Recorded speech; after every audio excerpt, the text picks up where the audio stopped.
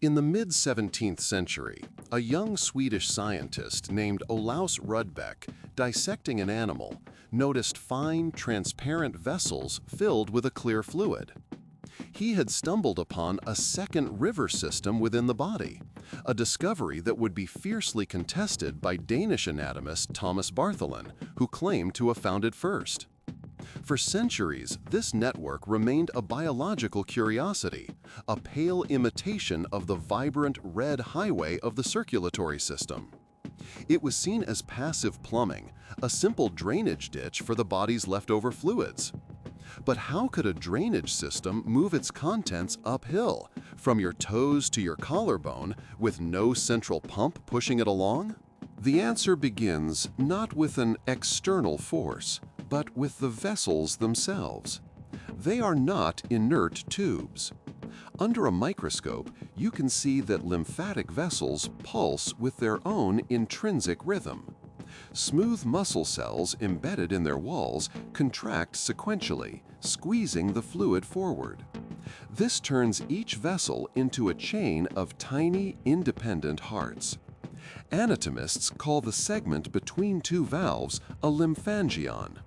Each lymphangion fills with fluid, stretches, contracts, and propels the lymph into the next segment, a peristaltic wave moving at a slow, deliberate pace of about 5 to 10 contractions per minute. This intrinsic pumping would be useless without an ingenious system of control. The interior of every lymphatic vessel is lined with microscopic one-way valves.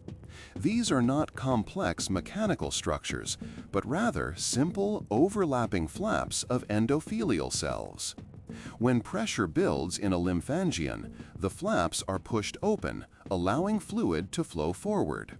But if the fluid tries to flow backward, the pressure difference slams these delicate gates shut. It's a purely passive, pressure-sensitive system of locks that ensures the river only ever flows in one direction. The system also harnesses external power, borrowing energy from the body's everyday movements.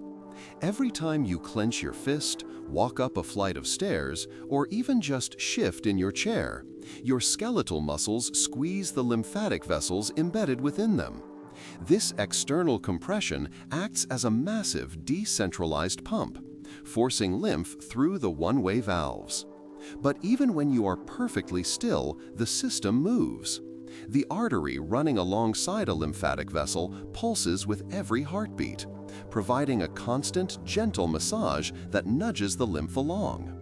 The very act of breathing is a major driver.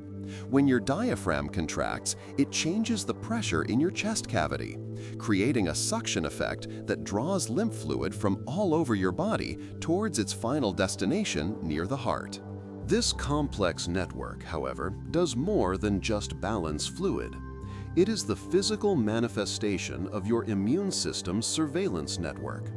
The clear fluid, or lymph, is interstitial fluid scooped up from the spaces between your cells.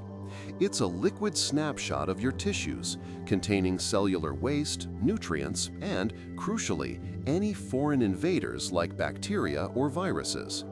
Patrolling this fluid are your immune cells, like lymphocytes, which use the lymphatic vessels as a highway system to travel the body. They are swept along by the gentle current, journeying towards critical checkpoints. These checkpoints are the lymph nodes.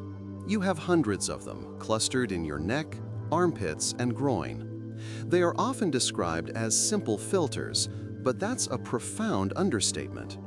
A lymph node is a biological data center. It's a bustling hub where antigen-presenting cells, which have captured fragments of invaders, arrive to show this evidence to legions of T cells and B cells. Here, information is exchanged, threats are identified, and a coordinated immune response is meticulously planned and launched. The slow, deliberate flow of lymph is essential for this process, allowing enough time for these critical interactions to occur. Without this pumpless, decentralized river, your immune system would be blind. Monotony has grown fast. Nearly 2,700 people have watched in the last few weeks, yet less than 0.03% are subscribed. It would mean a lot if you joined by hitting subscribe. And again, thanks for watching.